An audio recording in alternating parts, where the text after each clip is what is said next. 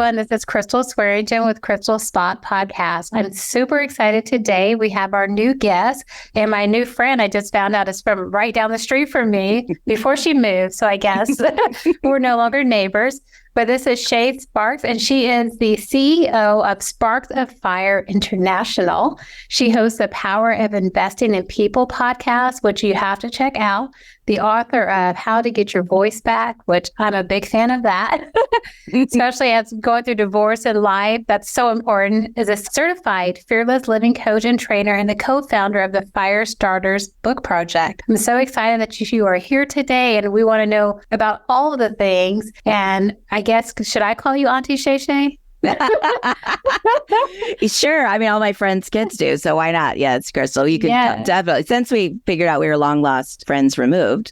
Exactly. Neighbors removed, yes.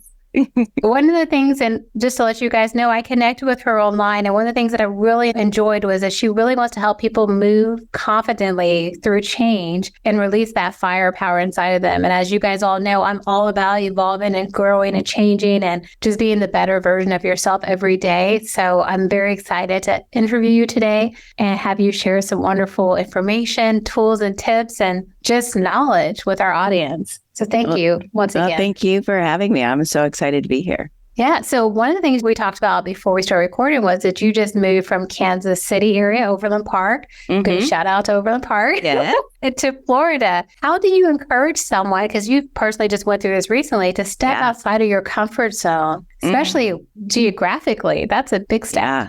Yeah. Well, first, I want to say that all change is scary. You know, it can be scary. It comes with a lot of fear. So for me, when I think about stepping out of my comfort zone, it's something that I've been practicing for, at least over 10 years on a constant step out of my comfort zone on a regular basis, just to get used to the being uncomfortableness, right? Getting comfortable with being uncomfortable. And everybody does pros and cons lists of, what if this doesn't work? What if this works? All of those things. And I look at it a little bit differently. I look at it as more of, what am I missing if I move? What would I miss out on?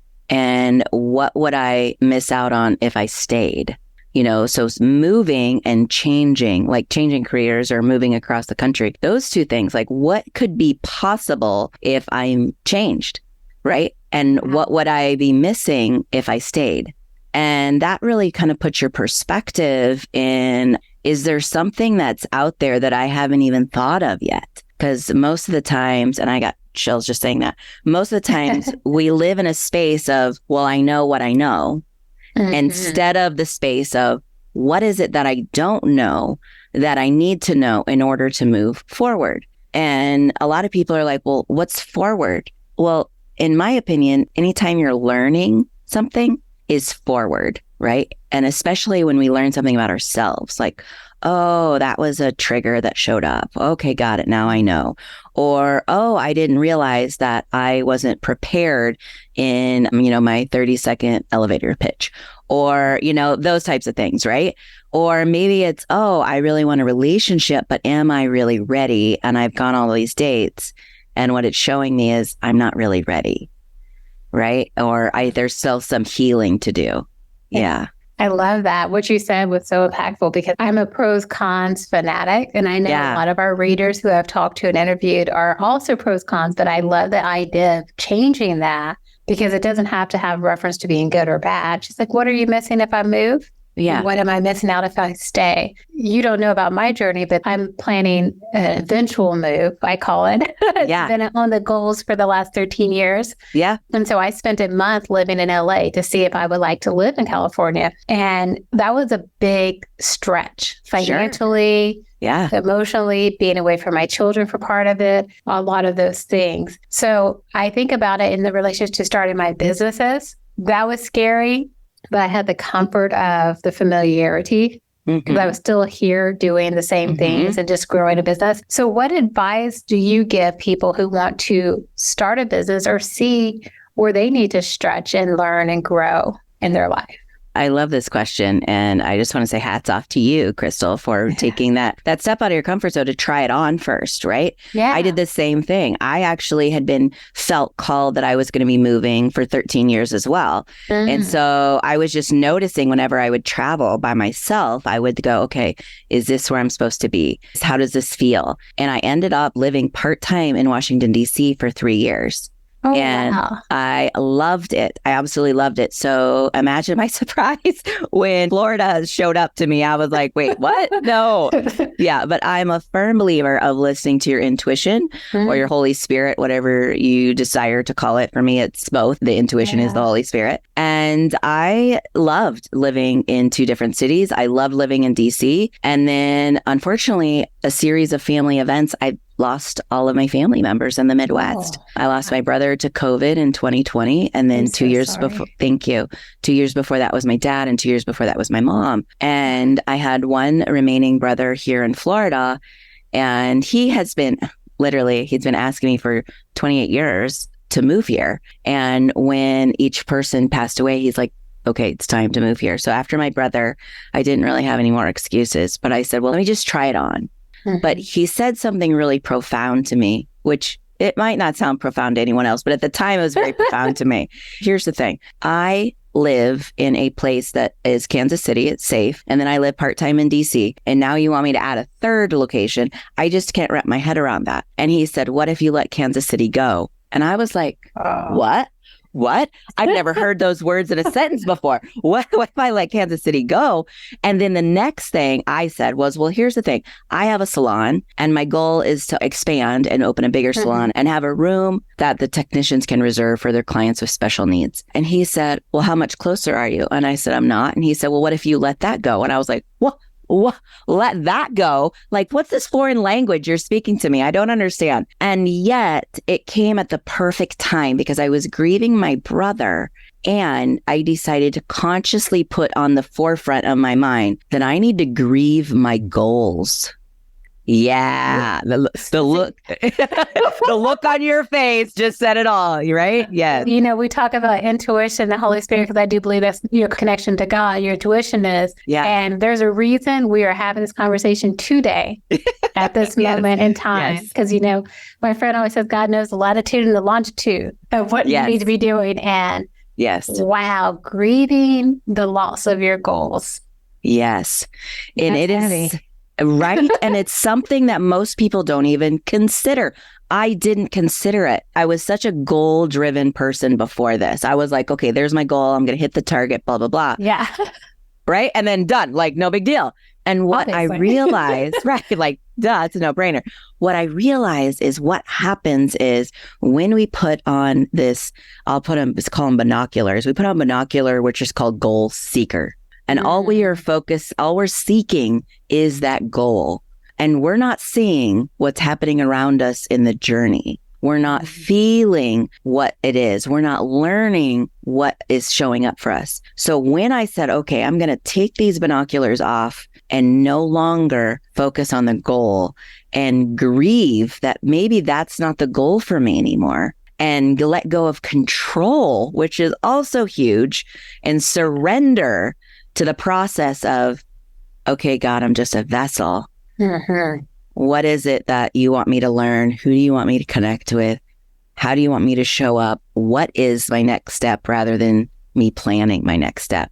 And things just started to shift. And I had started to do that in other areas of my life, but this was so personal. It was like the last key component, right? So personal of, oh my gosh, I'm literally giving up everything I've been working for. So I thought.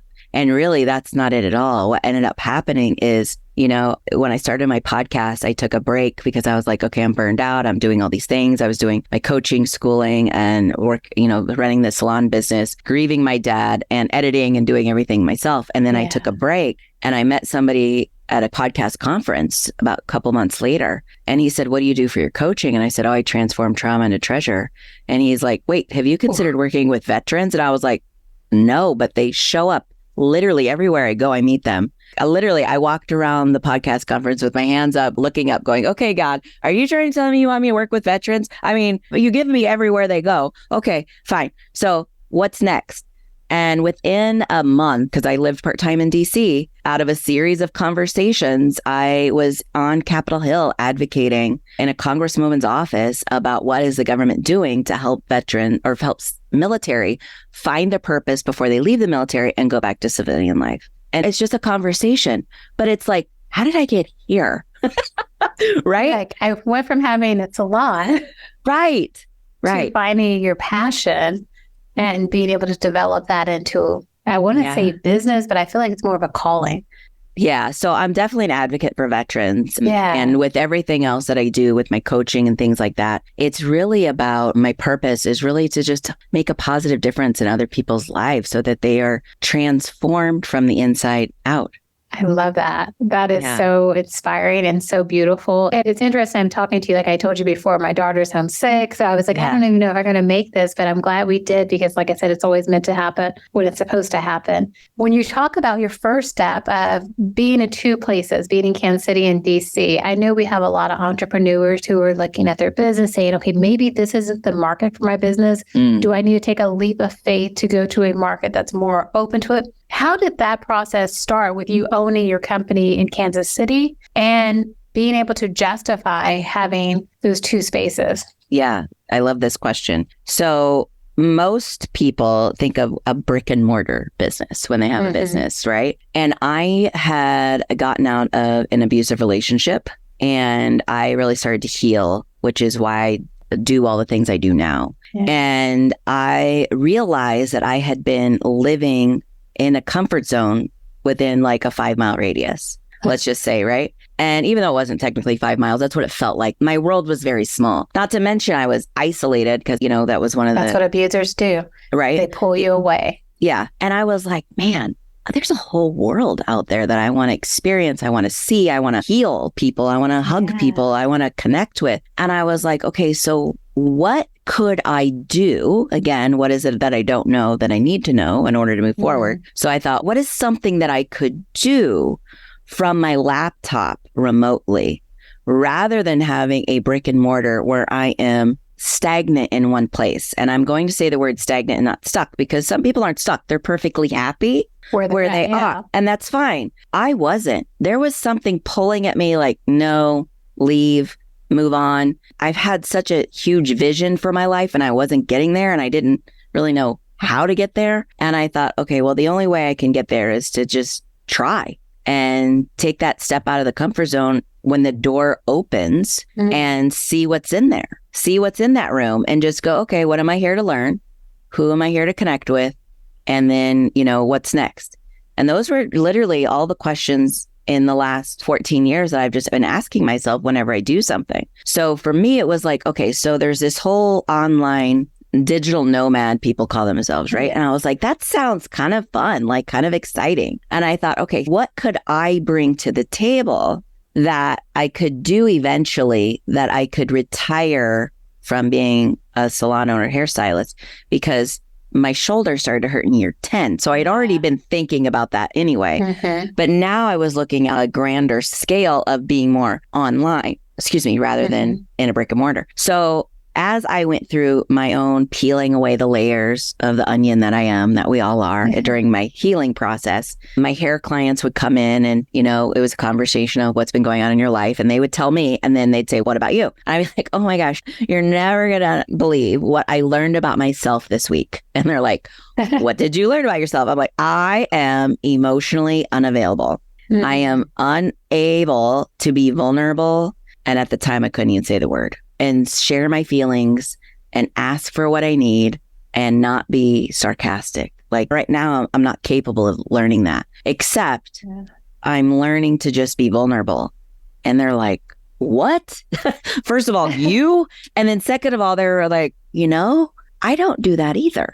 Most of us mask it with humor. I'm not vulnerable. I'm very sarcastic with my family.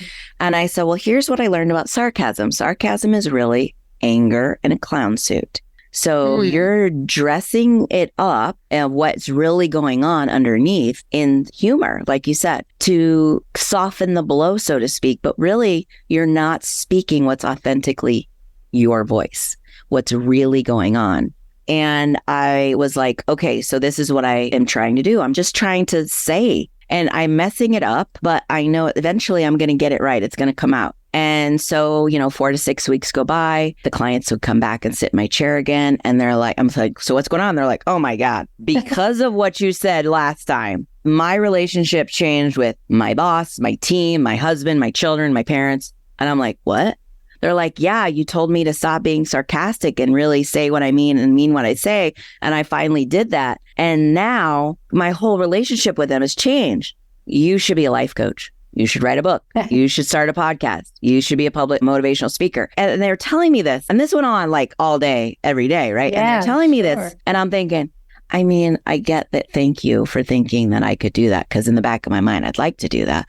But I don't really have the confidence that I could do that, is what my thought was. Like, I want to do that, but I don't really think I can. So then after hearing this for a while, I was actually working with the dean of psychology of a local university, and she created a mindfulness program. And I was one of her test subjects, thank goodness. And so we were working with it together, learning mindfulness. And she said, what if they're right? What do you have to lose? And I was like, you're right. What if they are right? What do I have to lose? I learned new skills. That's it, right? Yeah. And so I started to just borrow their confidence in me. And I said, okay, so what does that look like to be a coach? What does it look like to write a book? What does it look like to start a podcast and be a speaker? And I just started looking into classes and, surrounding myself with mentors who were already doing that and creating a support system. And now here I am doing all of it full time. Yeah. What you touched on was really significant. I want to take a second to bring that back is you borrowed their confidence. Yes. Because we all, my audience is men and women, but mostly women, we all fight with some types of imposter syndrome. Oh, of course. Of course. And sometimes it takes you borrowing that confidence. How do you encourage people to not let imposter syndrome stop them? Like, you borrow confidence from other people. What are some tools and tips you would have for someone else who's looking at making these leaps and maybe doesn't have the same network or support that you had to borrow from? So imposter syndrome is how fear shows up, first of all. So if you're connected to the divine, to your higher self or to God, whatever you want to call it, you can really look at scripture to see that God doesn't look at you that way, right? Number one, I think it was a movie years ago that says, God don't make ugly. One of the scriptures were beautifully and wonderfully made. Yes. So if you look at it from that standpoint, he didn't make a mistake when he made you, and he made you in the eye of him. What if you were not living out your true potential, is kind of disregarding him? What if that's the case? And again, you put it in a different framework, you're almost like, oh my, well then I kind of need to do things, right? To do it now. I have to do it. And truthfully, I felt like because God removed me from the abusive situation that I was in, that the way that I was able to pay him back was to pay it forward to help others. Yeah. Speak life into them and help others to do the same. I get a second chance on life. So now it's my turn, right?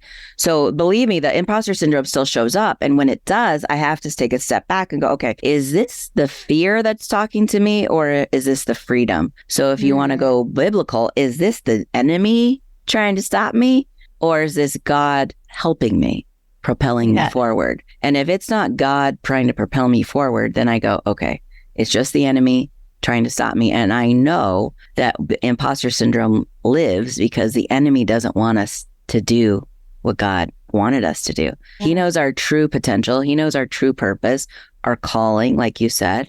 He knows that. His direction is for you to go that direction, right? That's his will. If we focus on the enemy's will, we won't do anything. We'll be immobilized by fear. Absolutely. We'll be frozen. Fear is we're either fight, or freeze, or appease, or, we people please, right? So there's a whole, we could talk an hour just about people pleasing. Yes, we could. But I think they kind of go hand in hand. So you have to ask, like, okay, am I thinking that I can't do this, that people might think, oh, who do I think I am? Or am I trying to please other people in my life right? And rather than really propelling myself and putting myself out there, because we got to be honest, sometimes we've been a certain way for so long. And now you're like, oh, but honey, it is time for me to shine. And when you then start to shine, some of those people that we've been around don't really like that, right? I tell people that's the cost of success a lot of times is, you lose the friends, not because I don't think they were your friends. They just like that version of you better that was small. Well, because then they could be safe. Yes. Change is hard. I mean, I've had my magazine. I've been publishing it for 5 years now. And this is, I don't know what number podcast will be on by time. Congratulations. I got to say that before you push that by. Beautiful. But this business magazine, I went to KU for journalism school. Long story short, got pregnant, had my daughter. Life changed. A lot of plans changed and created a different life than I imagined. But I've always wanted to speak life into people. So when you said that phrase, I'm like, I have not heard other people say it that way. But I feel like that's my purpose here is to motivate, educate, and inspire other people to hit their highest self. And I've been through a lot of the same things you've discussed, but as you have grown, I feel like I always tell my people I work with is you have to get your mindset ready because you're going to lose people. Yes. And that's okay. You can love them from afar. Yeah. And sometimes you have to. And you have to be willing to do that because you do get, who do you think you are? I even now, in 5 years of having the magazine, I get told that it's not enough of this. It needs to be more of this. There's a lot of people who give criticism for free, but if I know I'm walking in God's purpose, then you can kind of put that where it needs to go. But one of the things that I was going to ask you when you say that you fight, flight, or appease. Fight, flight, freeze, or appease. Yes. Are those some of the ways you feel that fear shows up when people are making these choices in their life? Always. That's always how fear shows up. So, yeah, I mean, one of the things I'm certified through is coaching. So, or fear. So that's why those are the four things. So our brain is wired so that it might pick up something from our childhood, which is typical, right? Our childhood experience shape our adult decisions, right? So it'll pick up something from childhood. Let's just pretend like you were in kindergarten and nobody picked you to be on their team, right? So now you're thinking, oh, nobody likes me. So now you're in your 30s and 40s and you're single and you're like, well, see, nobody likes me.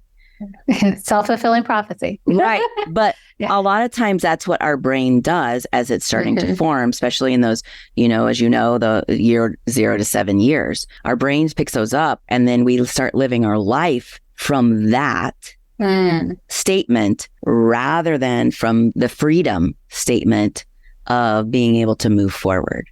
Right. Yes. So tell us about your book project, The Fire Starters. How do we learn more about this? Yeah. Absolutely. You can go to firestartersbookproject.com.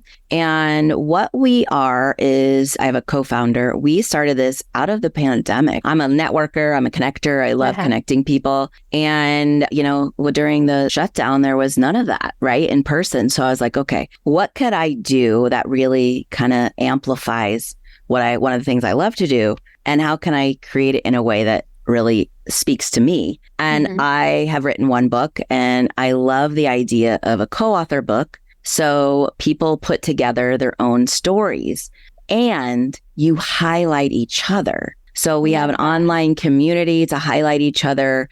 My first book, we have a theme rather than a target market, like Chicken Soup for the Soul had like army wives or military wives or teachers, right? All the things. Yeah. And I was like, that's great. And I really want to focus on, during all of the things that happened in the last 3 years, one of the things that we need to focus on or should focus on or could focus on is that how we are similar inside. And it doesn't matter what this looks like, right? The vessel that carries us around, it's our spirit on the inside. Yeah.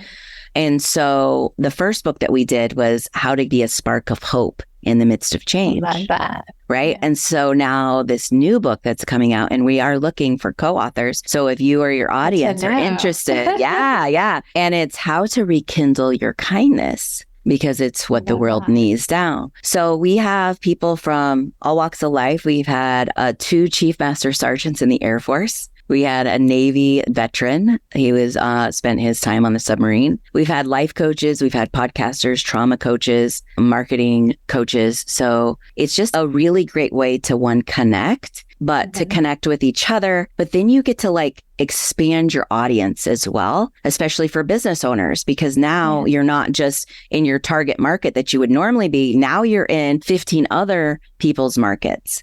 Right? That people didn't even know who you were just a few minutes ago. Then they pick up this book and they're like, oh my gosh, I love what they wrote. That really resonated with me. I need to reach out to them. And for me, using your voice, sharing your voice is a legacy. That's really what it is. And that's what we do in our publications. That's what we do in our podcast. And Crystal, that's what we do. So to me, it's just adding another layer to the legacy.